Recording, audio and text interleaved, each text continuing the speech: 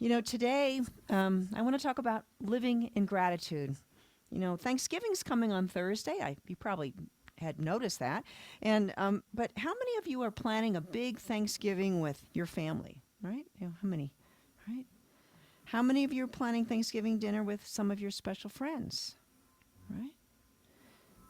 And how many of you will be cooking for days to prepare for that big feast? Right? I think we already started. And but how many of you are planning to take some time on Thanksgiving to contemplate and be thankful for the many blessings in your life? That's the reason we have the holiday in the first place, right? When I was in my family, when my children were growing up, we had a tradition that we did it on Thanksgiving, but we did it some other times too. But particularly when things were getting a little crazy, and we had these two jars that one was filled with marbles and the other one was empty. And so we would take the jars and so go to the first person and they would take one marble and they would take it out and they would say something nice about someone at the table, a gratitude. And then they would do another one. And so you'd go around so everybody at the table had a gratitude. And then the next person went to it. And so when you start, it's kind of people were kind of a little timid and, well, okay, this is boring. Okay, I'll do it. But then when you start receiving, and even more when you start giving, the gratitude just takes over and it just changes everything. And in fact, people started trying to outdo each other with all their gratitudes and greatness, and we were laughing and having a great, wonderful time. But what if you didn't have a good harvest this year? What if your pantry is almost empty or entirely empty, right? What if our receiving has not replenished our giving, right? For those experiencing lack, and Michael was talking about that in the reading today, I suggest that it is even more important to step up our gratitude practice, right? One of the quotes in the Bible from 1 Thessalonians is rejoice evermore. It's on the next slide. Here we go. Rejoice evermore. Pray without ceasing, and in everything give thanks. Pretty basic. Rejoice evermore. Pray without ceasing, and in everything give thanks. But why? Why give thanks for everything? Now, one of the practices, the spiritual practices that's very popular these days is gratitude journals. And so you, in the morning or before you go to bed, you sit down and write down 5 things that you're grateful for.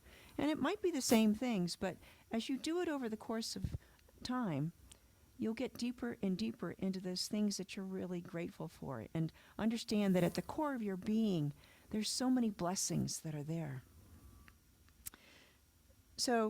But why does gratitude change our lives so dramatically? Why is it so important?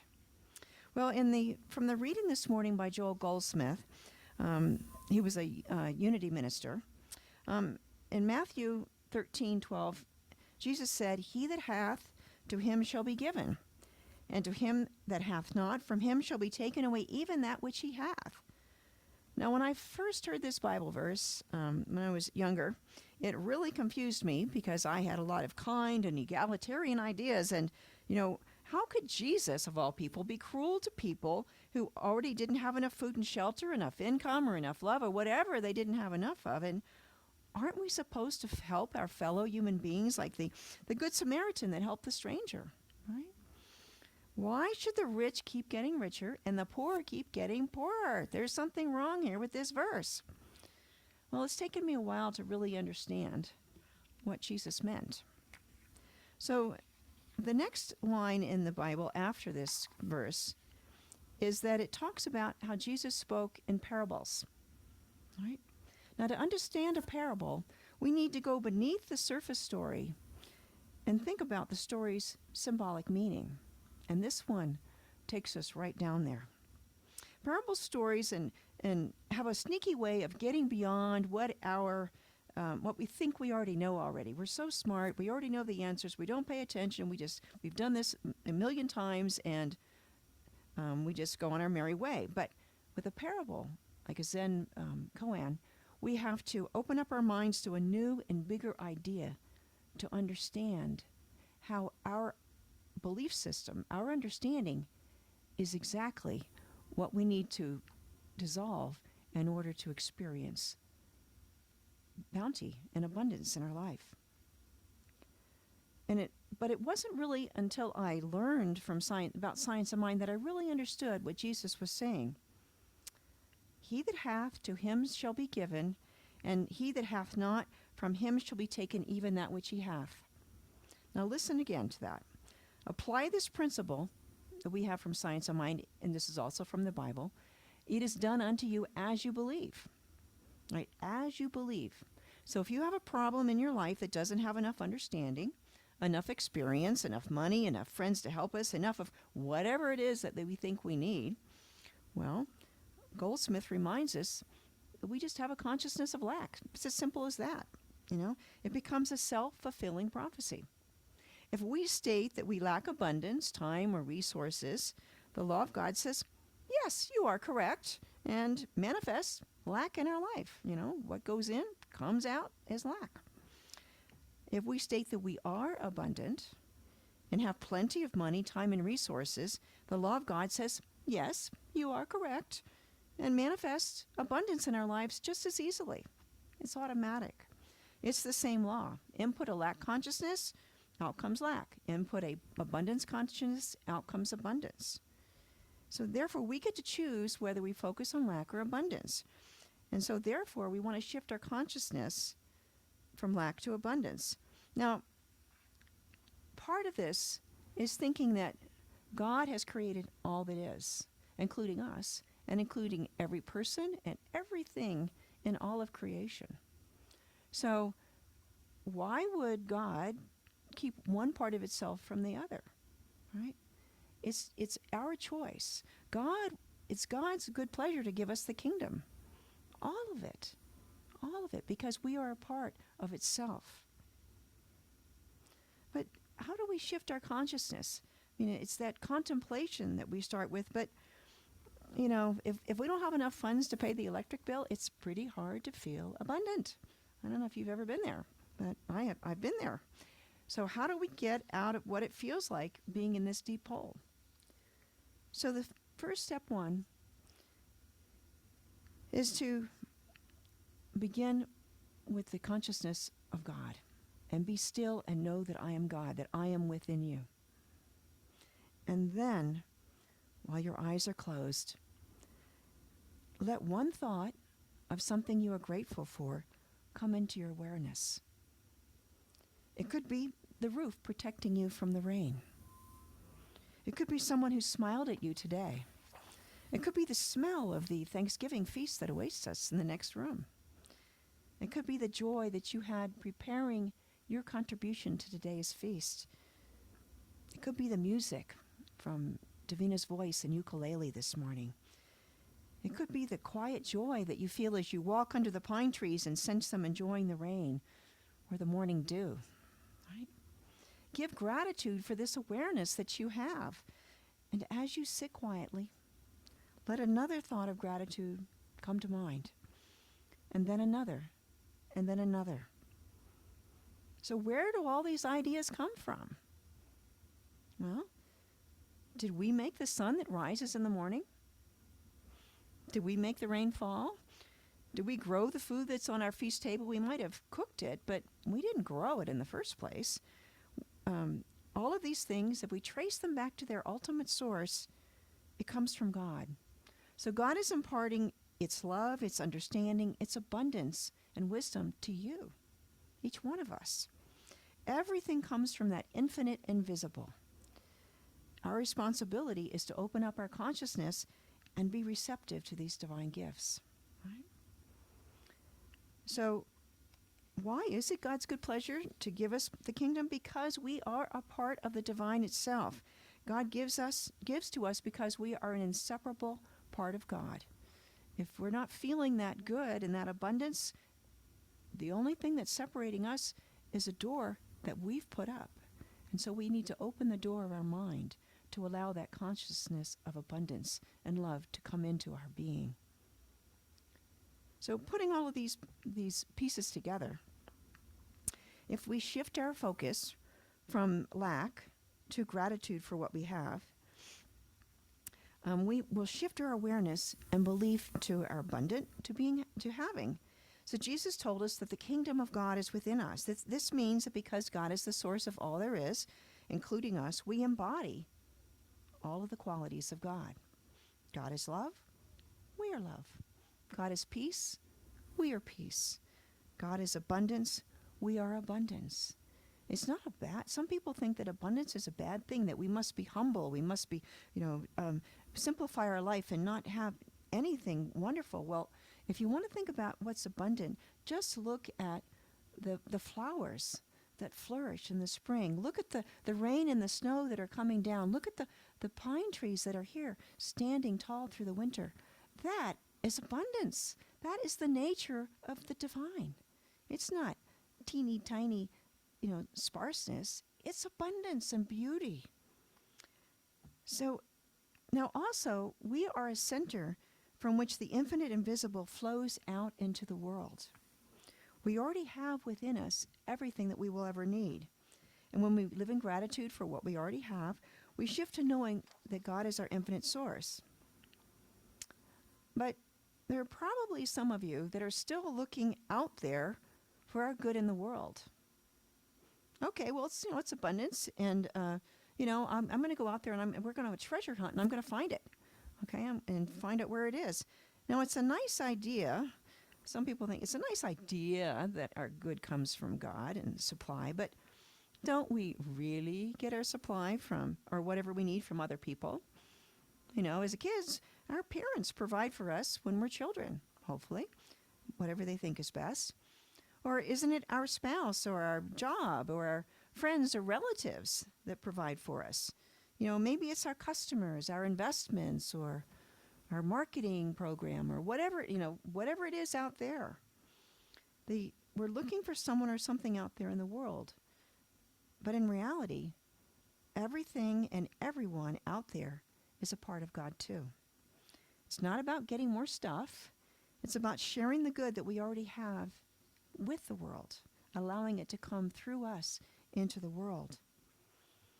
Now,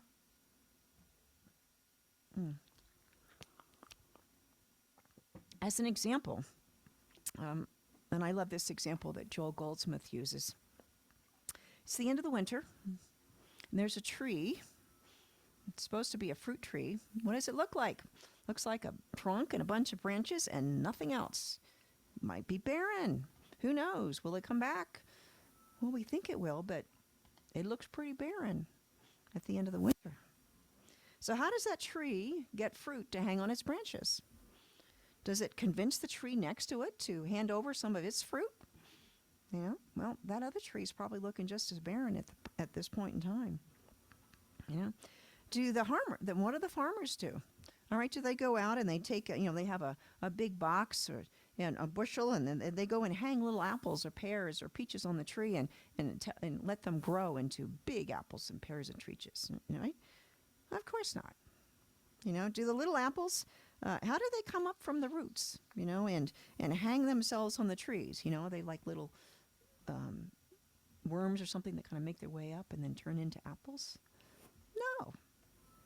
No, it's fruit trees are one of the miraculous divine creations. Each tree bears fruit from within itself. Included within the DNA for the trees is the algorithm for it to combine nutrients from the soil, and the water, the sunlight, and carbon dioxide to first form leaves, and then buds, and then these beautiful flowers which emit a beautiful aroma and color. And it attracts some insects that come in and have some of the nectar, and they pollinate those little flowers. And that begins the transformation into the fruit that we all enjoy. So all of these are part of God. It's part of that natural flow, right? It's not humanly created. It's a divine wisdom that came up with all this. Yes, there's some evolution involved, but it's that the involution from spirit that started the whole process. And the fruit tree is giving of its inner divine gifts to the world. So everything we have comes from God. We are just the instrument that God uses to share its good with the world, to go from this infinite invisible, which is not it's just possibility, into the manifest world. We are that vehicle, whatever our gifts are. We don't give to receive. We give because we have gifts to share.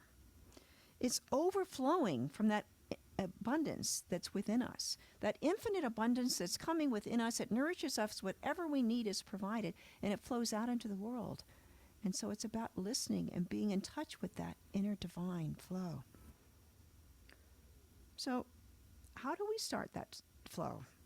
How do we know what our gifts are to share? Now, the Center for Spiritual Living Tahoe-Truckee is going through an amazing transformational process right now. And how's the process unfolded for us? Well, we've gone through a time of thinking that we were in lack, right? We had this wonderful new building, and we had great ideas to grow, and things were starting to happen, and then COVID shut it down, along with most of the world, right? The existing members were moving away or dying. New people couldn't find us, right? There was financial stresses. They were looking out there for solutions and opportunities. If we could just get some new people to come and find out who we are, we're the best kept secret. And all of this thinking, it self-perpetuated. But COVID did another thing. COVID was a time to withdraw within and to contemplate who we are, just like the plants and the trees that die back in the winter and the animals that hibernate, right? And from that stillness and from contemplation, we began to shift and see new possibilities and abundance. It is that divine spirit that is expressing through us, right? It's a time for a new generation, a new expression of spirit. The flow is continuous. Form is changing in the world all the time. Change is the only thing that's doesn't change, right?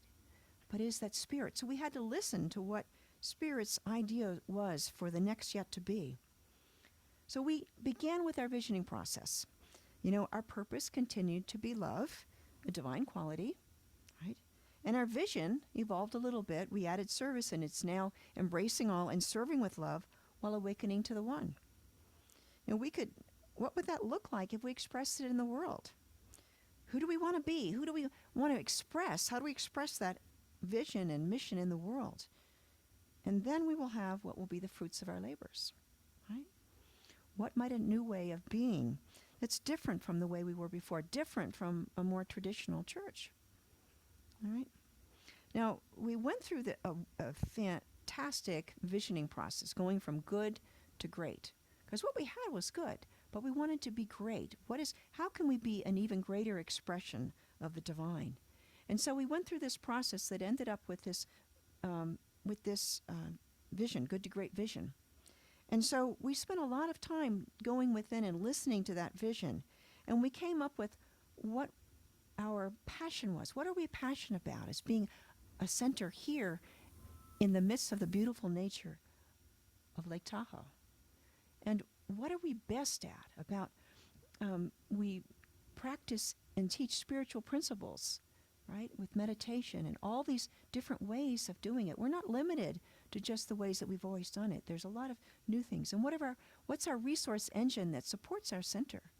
And so this is the people, this is the funds, this is the part of all of these divine ideas. God is our ultimate source through all these different pathways. So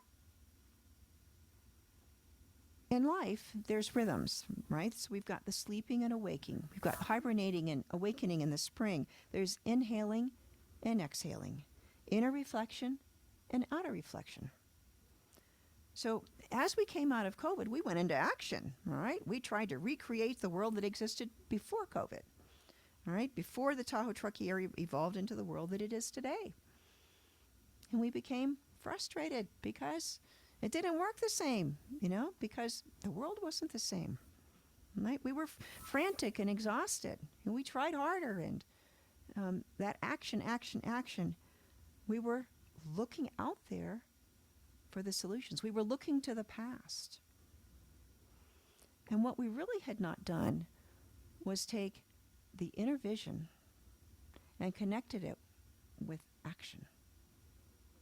The same old action's not going to get us where we want to go. It'll get us in the same old place.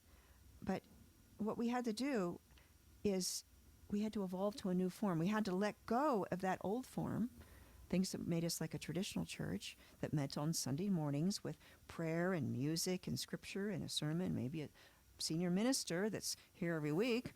But the vision was there patiently waiting to call us to shift towards spiritual experiences that foster spiritual transformation, because that spiritual transformation and sharing of love is really what we're all about. And so now it's about creating that beloved community, right? That's the essence of what we are. That is what's continuous. And so we're combining awareness and action.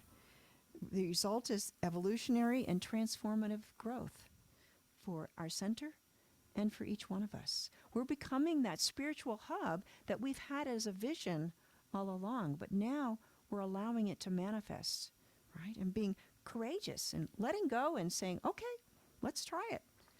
And so now it's exciting to see the level of activity that's happening now. We're networking with other spiritual practitioners in our community. We're looking at the abundance of new activities that are appealing to both the new and the old. If you look in the newsletter this week and later in the announcements, the level of activity is amazing. It's exciting. It's wonderful to be a part of it.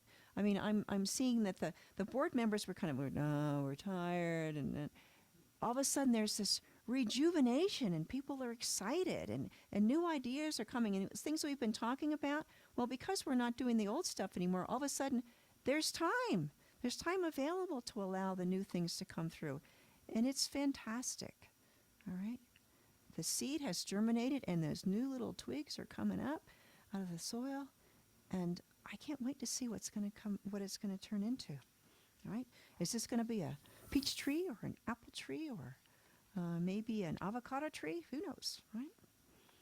So, but some of the things that we've been doing, we've had a sound healing. There's going to be another one on December 17th.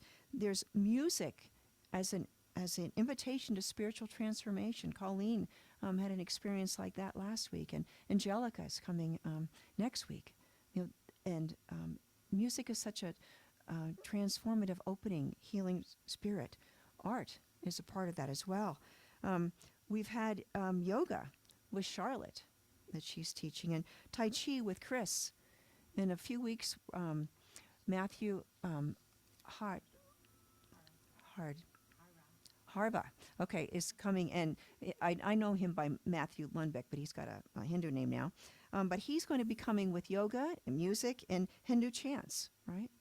There's a Buddhist master named Timber Hawkeye who'll be coming in, I think in February. We're working on getting that set up. He has an amazing prison ministry, and he has his own tribe that will follow him around wherever he goes. And he's one of these guys, he just sits calmly, and he's got a black T-shirt and black pants, and sits down and probably cross-legged on a pillow, and he just starts talking. And it's some of the most amazing divine wisdom I have ever heard in my life. And he's excited about coming here to Tahoe. The practitioners are teaching us how to manifest peace in our lives in the world. Come to listen to Brenda in a few weeks in December. We've got book studies. How love calls us to transform our lives. There's another one in January on the book Four Pivots, which is about creating the beloved community and how it can support the world to evolve beyond conflict to understanding and belonging and acceptance, right? Let's stop fighting and actually talk to each other and find that we have more in common as human beings than anything that would divide us. We're releasing this building to its next yet to be, and to free our center to explore and manifest its next yet to be, right? Now, the importance of gratitude in all of this is what really brought home to me by the Thanksgiving Tree Meditation Circle a few nights ago that Nancy O'Neill, one of our practitioners, led for us. I was really grateful for that. Nancy asked us to focus on what we were grateful for that had happened during my 4.5 years here as a minister. And Being grateful brought to the surface what is lasting. The divine gifts are what we shared. And so after COVID shut us down on a Friday, I had the perfect training and experience to assist our center to, by Sunday, we were all on Zoom. And there were some people this was new, and so I got to spend an hour with some of my favorite people, and they are now empowered, and the seniors that you would see on our Zoom are they're there with the best of them, right? It kept our center alive through that process.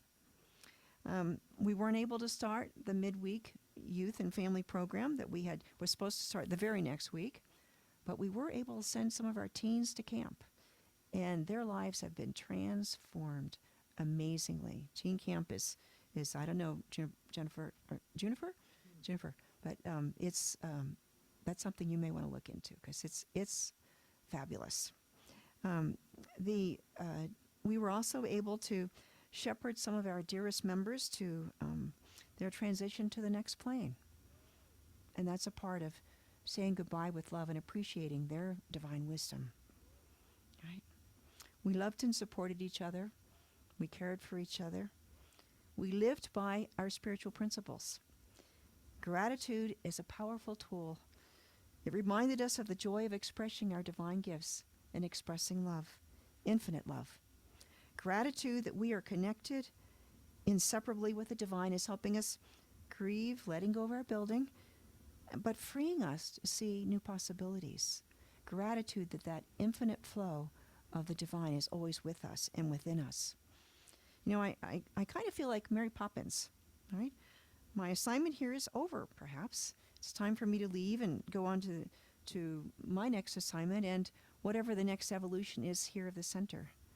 But I know that there are so many good things happening, that Spirit is right in the midst of this place. And it is fantastic. Great things are ahead. Pulling all of this together, living in gratitude has allowed us to shift from a consciousness of lack to a consciousness of having great gifts to share from within, from that divine inner source. We have taken the time to listen to the voice of God within us, to vision for a new future. We have released the past form of our center and embraced the new vision of a spiritual hub. There's a lot of other CSL centers are just coming to this realization, and it has a lot of possibilities for the future. We're taking action on that vision now in alignment with our vision to manifest that spiritual hub. Excitement and newfound energy and joy are as we move into the future, and life is transforming. We are transforming. New possibilities are opening up and manifesting. Love reigns. Spirit is in the house, and we have much to celebrate this Thanksgiving as we rejoice evermore, pray without ceasing, and live in gratitude. Let's take this in prayer.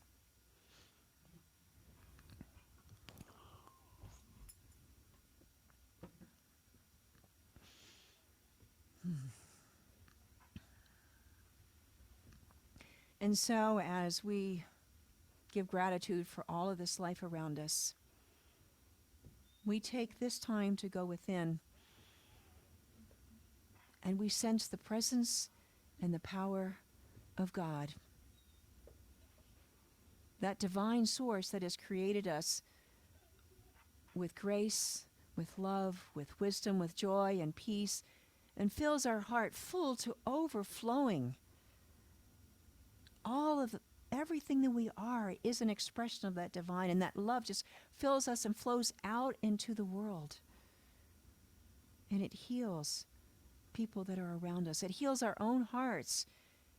It heals our relationships. It heals our finances. It heals our spiritual expression. It heals the world that is around us. And it allows us to grow into a greater expression of the divine. And so as we give gratitude for what we have coming from that first thought, and then the next and the next and the next, and those wonderful ideas of our bounty that fill our minds, they come from that spirit within. And it is all God, therefore it is all good. And so as I focus on an area of my life where it seems like I've been stuck, seems like I can't go beyond where I am, I let go. I put it down. I let go of the worry, and it's like putting it on the altar. And as I do, I open the door of my mind, of my being, to realize that, oh, yes, I am an expression of the divine. And as I look out at the world, whatever seemed to be blocking my path is now dissolving, because it's all God too. And there is, through that mist, as it slowly burns off with the sun, there is this new world that is manifesting. And I look down at myself and see that I am new. I am growing in new and wonderful ways in this new season of life. And as I step lightly and stand tall, I feel alive with joy and wonder and excitement for new things that are now unfolding. I see everything, just as the insects come to pollinate the fruit tree blossoms. Everything I need is coming to me, but it is coming from the divine. It is like one hand coming together with the other. They all come from the same source, from the same mind, from the same wholeness and love. It is good. I am so grateful to be a part of this, to know that I am a part of the flow of life, to know that all that I require is provided, and to know that all of the gifts that I have been giving, I so gratefully and joyously share with the world. It is so great to be alive. It is so great to be who I am and share it with the world. That divine me within me, that my higher self, is what I have been looking for. And so I stand tall and strong, and in gratitude, I say thank you, Father, Mother, God. Thank you for this clarity, for this wholeness, and for this new day. And as I release these words, the law says, yes, you are correct. And it now manifests as abundance and all good things. And together we say, and so it is.